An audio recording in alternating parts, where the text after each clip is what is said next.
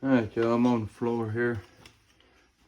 Having some technical difficulties. Anyway, so for the head turner set up, I made this little, put this little deal together here. It's a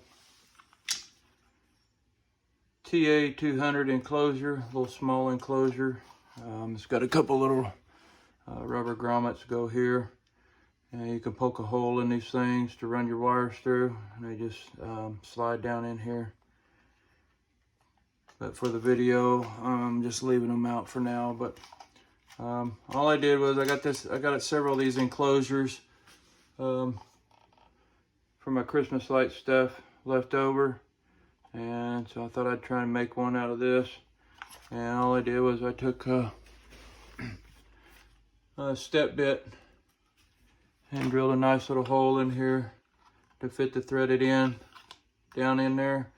These I got off of Amazon, these sensors, motion sensors, for like $15 or less. And it comes just as you see this sensor with the little swivel and the 3 wires.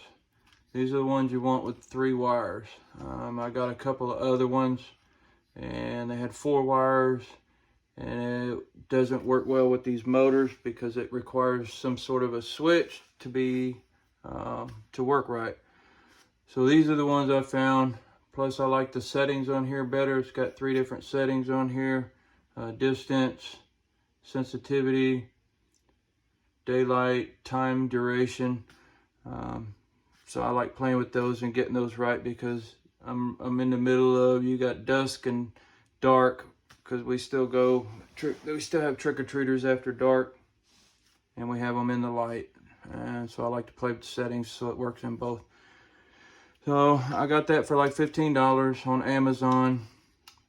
I got this box here. I think I paid like $5 or $7 for the enclosure.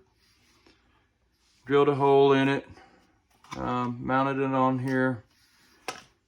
Got me a cheap 6 to 8 foot extension cord.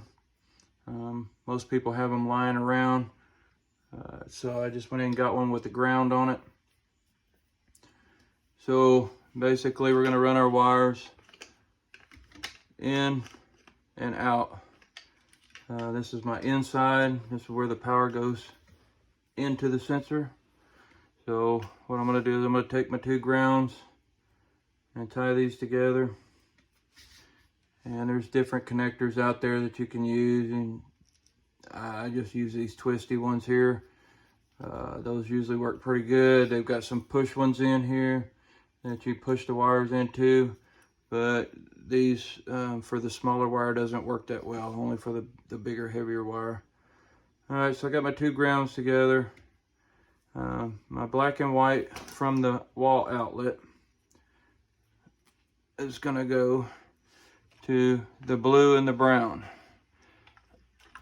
on this sensor. The red is the outlet. So I'm going to take and tie my 2 whites together.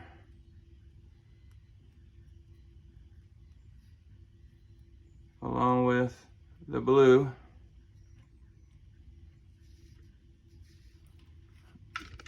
Probably should have stripped more off of these. We'll see what happens. Put a twisty on there.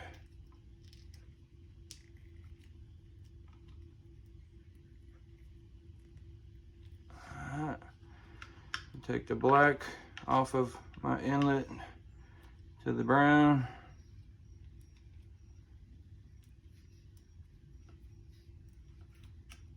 And we'll put a twisty on here. So, because I only got a couple of twisties, I'm going to take this ground one off. Actually, no, I got another one over here. This wire.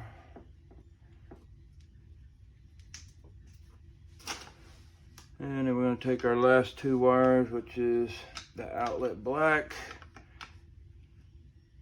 to the out on the red. Take these 2, tie them together, the red and the black.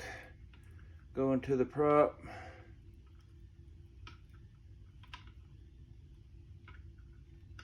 Put a twisty on there. All right, and we'll put all this in here.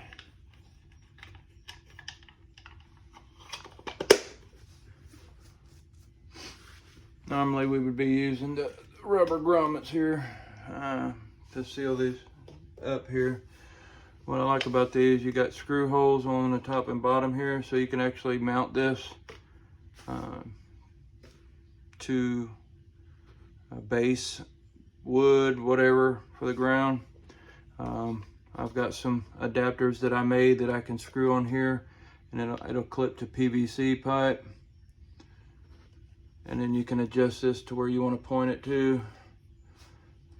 But it's just versatile, and it's easy to store, and you can throw it in a tote somewhere, and you got it for next year. All right, so we'll plug this bad boy in here.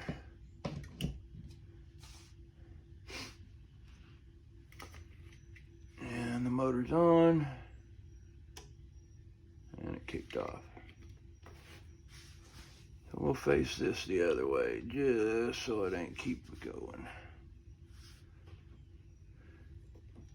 Usually it takes a little bit for it to get adjusted to the light.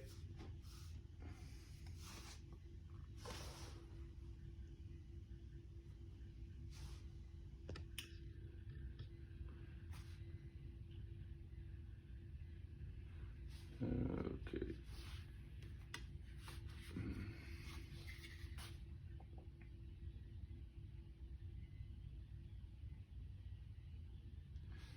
All right.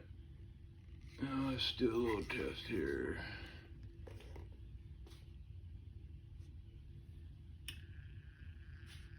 And it's working.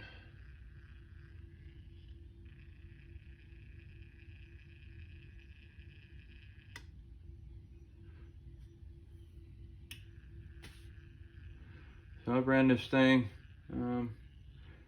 on the lowest. I've got it set pretty close to the lowest, and it was tripping at about, I don't know, 5 feet away, 5-6 feet away. So this is a 180 degree. It's not a real wide one, but sometimes I'll take cardboard and put on the sides to narrow the view so that I get direct people in front of it tripping it. Seems to work pretty good that way on a busy night. So what's good about this setup is you can actually take and put adapters in these, and you can actually run several props off of this one sensor. You just add extension cords to wherever your props are, but they'll all trigger through that one sensor.